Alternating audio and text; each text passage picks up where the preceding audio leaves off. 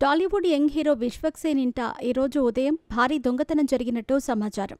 ఈ విషయం టాలీవుడ్ సినీ ఇండస్ట్రీలో ఇప్పుడు హాట్ టాపిక్గా మారింది.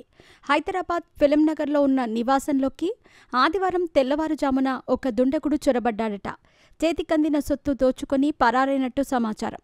ఇక ఈ విషయాన్ని కుటుంబ సభ్యులు పోలీసులకు తెలియజేసినట్టు తెలుస్తోంది. దీంతో పోలీసులు దుండగుడి కోసం గాలింపు మొదలుపెట్టారు. ఇకపోతే విశ్వక్ సేన్ కుటుంబం అంతా కూడా ఒకే ఇంట్లో ఉంటోంది. విశ్వక్ సేన్ సోదరి వన్మయి బెడ్రూమ్ 3వ అంతస్తులో ఉంటుంది. ఇక తెల్లవారుజామున ఆమె గదిలో వస్తువులన్నీ చిందరవందరగా పడి ఉన్నాయి. అనుమానం వచ్చిన వన్మయి వెంటనే రూంలోని అల్మారాలను పరిశీలించగా అక్కడ ఉండాల్సిన బంగారు ఆభరణాలు కాస్త మాయమయ్యాయట. దీంతో దొంగతనం జరిగినట్టు గుర్తించిన ఆమె వెంటనే ఈ విషయాన్ని తన తండ్రికి తెలియజేసింది. ఆయన కూడా ఆలస్యం చేయకుండా ఫిల్మ్ నగర్లో ఉన్న పోలీసులకు సమాచారం అందించినట్టు సమాచారం.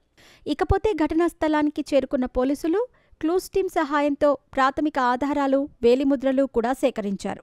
అనంతరం ఇంటి పరిసరాల్లోని సీసీటీవీ ఫుటేజ్లను కూడా పరిశీలించగా తెల్లవారుజామున 5:50 ప్రాంతంలో ఒక గుర్తు తెలియని వ్యక్తి బైకు మీద వచ్చినట్టుగా పోలీసులు గుర్తించారు.